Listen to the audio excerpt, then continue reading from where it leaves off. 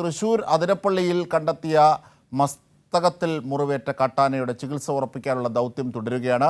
ആനയുടെ സാന്നിധ്യം ഉണ്ടെന്ന വിവരം ലഭിച്ച മൂന്നിടത്ത് ആനയെ കണ്ടെത്താനായിട്ടില്ല. ഏറ്റവും പുതിയ വിവരങ്ങളുമായി ഞങ്ങളുടെ പ്രതിനിധി ശരത് ചേരുന്നു. ശരത് ഓങ്ങല്ലൂർ, എന്തൊക്കെയാണ് ഇപ്പോഴത്തെ വിവരങ്ങൾ ഇതേ സംബന്ധിച്ച്? ആനയുടെ സാന്നിധ്യം ഉണ്ടെന്ന വിവരം ലഭിച്ച മുനിത്തടത്ത് ആനയെ കണ്ടെത്താനായിട്ടില്ല എന്ന് തന്നെയാണ് നമുക്ക് ഇപ്പോൾ ലഭിക്കുന്ന വിവരം.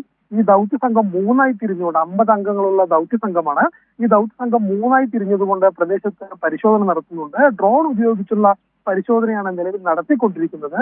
എന്നാൽ ഈ ഒരു സാഹചര്യത്തിലും ആനയെ കണ്ടെത്താൻ, ഈ മസ്തകത്തിൽ മുറിവേറ്റ നിലയിലുള്ള ആനയെ കണ്ടെത്താൻ കഴിഞ്ഞിട്ടില്ല എന്ന വിവരമാണ് ലഭിക്കുന്നത്. മറ്റ് ആനകളെയും മറ്റു മൃഗങ്ങളെയും കണ്ടെത്തുന്നുണ്ട്. എന്നാൽ ഇത്തരത്തിൽ ഈ പരിക്കേറ്റ ആനയെ മാത്രം കണ്ടെത്താൻ കഴിഞ്ഞിട്ടില്ല. ഏതാണ്ട് 3 കിലോമീറ്ററോളം ഉൾക്കാടിലാണ് ഇത്തരത്തിൽ പരിശോധന നടത്തിക്കൊണ്ടിരിക്കുന്നത്.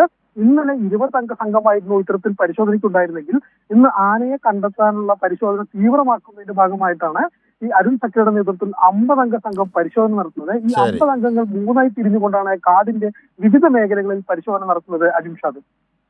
ശരി, അതിരപ്പള്ളിയിൽ നിന്നുള്ള വിവരങ്ങളാണ് ശരത് ഓങ്ങല്ലൂർ ഞങ്ങളുടെ പ്രതിനിധി നൽകിയത്.